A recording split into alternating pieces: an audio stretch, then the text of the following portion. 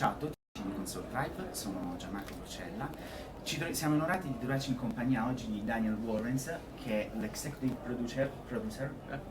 Sure. It's vice president of production, but that's fine. I'm sorry. That's all right. No worries. Del Call of Duty Ghosts. So, hello. Hi, how are you? Hello, Daniel. Fine, thanks. Nice to meet you. Nice to meet you. Well, first of all, we have a classical question, which is an introduction to our users. So, who are you? Your age, your job? How you managed to get to this level? Sure. So, a little introduction Sure. about you. Fun times. So, I've been at Activision for 8 years. I've worked on the Call of Duty franchise for 6. I've been making video games for almost over 15 years. And I got into the industry theoretically by accident. It would have been my dream job, but I didn't know that it existed. And I ended up working for a small company that was licensing video games. And I was like, wow, this is a real job. And just basically begged and asked them to let me work for that group. And I've been doing this now for about 18 years. So, but yeah, fun times. Okay.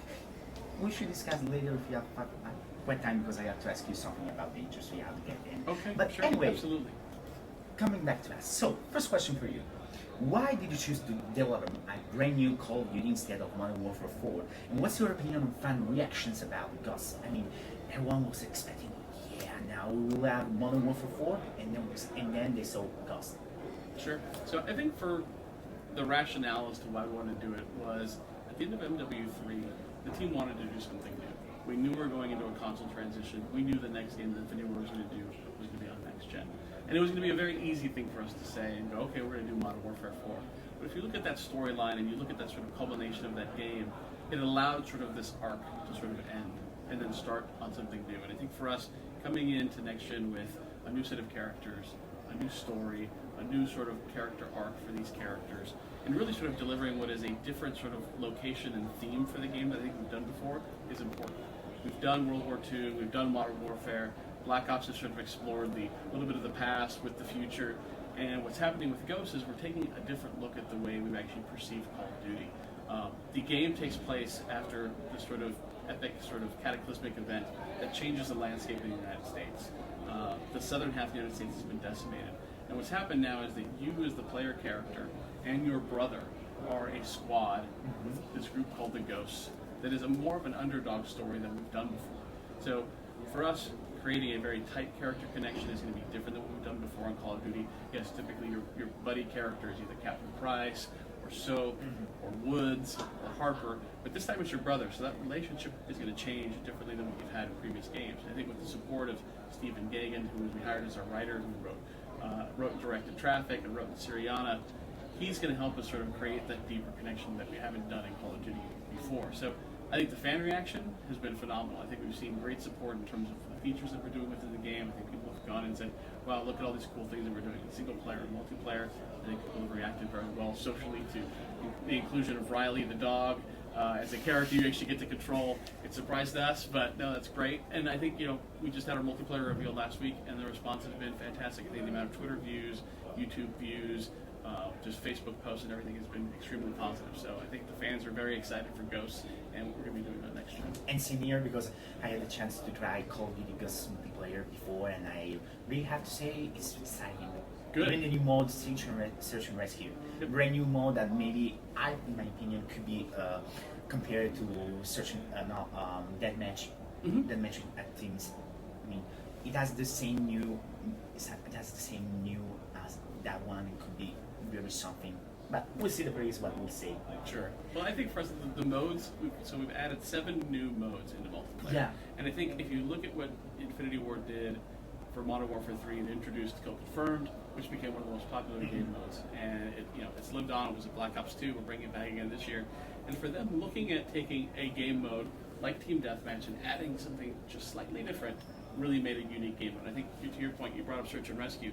Search and Destroy was a great mode, but a lot of people felt it was a very sort of competitive game mode. And the ability that when you got shot, you were kind of taken out and put in that spectating mode frustrated a lot of players. Here I am. Me too.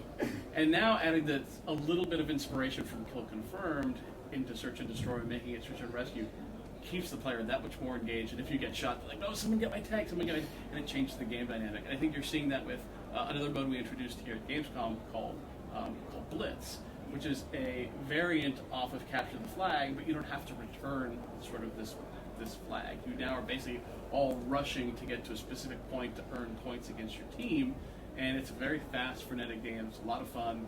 There's the defenses mode that people go in and can basically set the defenses against the portal, but it's a fun game that really sort of plays off of that sensibility of capture the flag. And after 6 years in multiplayer, we finally see Woman Soldier.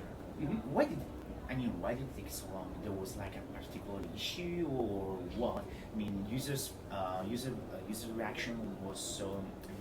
Many users ask you for this or something else. Sure. It's been a popular feature that's been requested for a long time, and I think there was never really the right moment to incorporate it from a thematic standpoint, and even where the feature set supported it.